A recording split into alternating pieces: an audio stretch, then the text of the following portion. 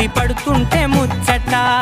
నాలుగు దిక్కుల కంట చూడ ముచ్చటైన వేడుకంట